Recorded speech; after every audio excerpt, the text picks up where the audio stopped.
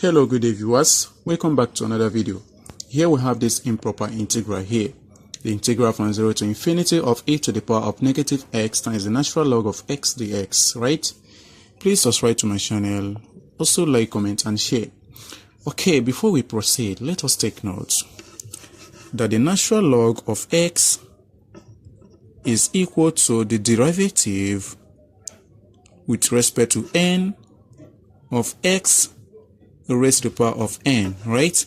Then we have to let n equals 0, right? Okay, you know the reason why? The derivative of x raised to the power of n with respect to n is equal to x raised to the power of n times the natural log of x, right? So for us to let n equals 0, so we're going to have x to the power of 0, and that will give us 1 times the natural log of x, which is the natural log of x.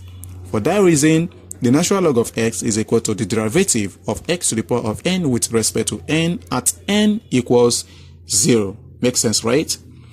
Okay, so if this is equal to I, so now from here we're going to have I is equal to the derivative, that is, now we have partial derivative, so sorry for that.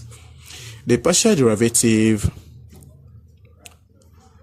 here we have the integral from 0 to infinity e raised to the power of negative x, then here we have x to the power of n dx, right? At n equals 0, right? So this is equal to the partial derivative with respect to n of the integral from 0 to infinity e raised to the power of negative x. Here we have x raised to the power of, let's put something like this, and I will give you guys the reason why I'm doing this.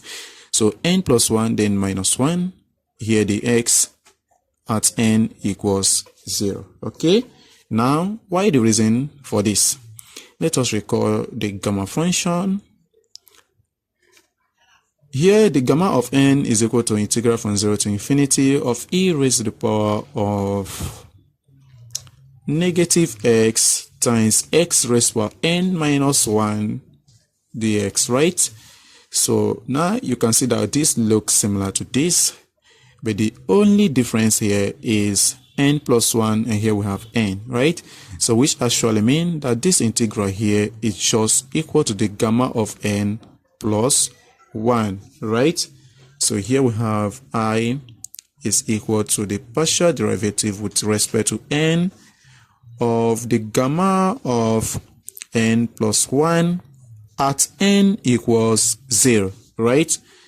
Okay, now the derivative of the gamma function always give the gamma of that n plus 1 times the diagamma of that n plus 1 at n equals 0, right? Okay, now the property is here.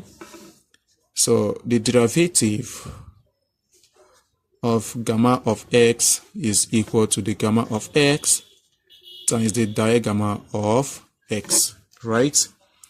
Okay, so from here we're going to let n equals 0. So that is going to give us the gamma of 0 plus 1 times the diagamma of 0 plus 1.